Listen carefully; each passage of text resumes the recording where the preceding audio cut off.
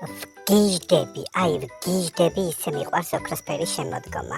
ჩემი დაბადების დღეა შემოდგომას და აქედან გამომდინარე ძალიან მიყვარს ეს სეზონი. ოქროსფერი, ფერადი, თბილი ფერები ირგვლივ, ოდნავ სიგრილე შემოიჭრება ჰაერში და ამ ზაფხულის გაუსაძლის სითბოს თითქოს ძალას უკარგავს და ვგიჟდები მოკლედ. როგორც ხედავთ, ჩვენი სასახლის გვერდი დავდით ძალიან ესეთი ლამაზი კარავი და ამ გრილ შემოდგომის დღეებს სწორედ აქ ვატარებთ ხოლმე მე და კუდა.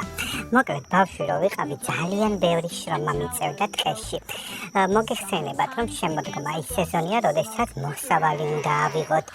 ეს იქნება მაგალითად ხილი, ეს იქნება მაგალითად ყურძენი, რთველი, კვახი, სიმინდი და ასე შემდეგ. და შესაბამისად ძალიან მიღლებოდი ხოლმე. ეხლა მე მინდა თქვენ ესეთი დავალება შემოგთავაზოთ. დამიწერეთ კომენტარებში, მოგწონთ თუ არა შემოდგომა და რატომ მოგწონთ.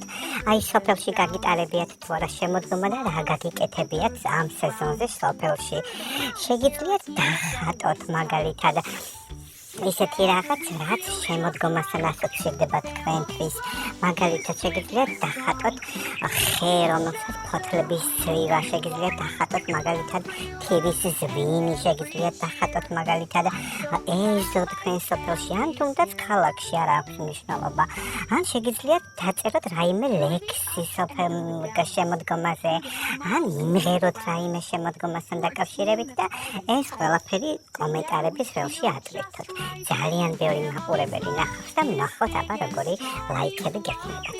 მოკლედ, მე დაგემშვიდობებით, როგორც ხედავთ, შემოდგომასთან დაკავშირებული დავალებები მოგეცით და აქვე შეგიძლიათ კომენტარებში ნებისმიერი რამ, რაც შემოდგომასთან იქნება დაკავშირებული, შემოგთავაზოთ და გვიამბოთ. აბა დროებით.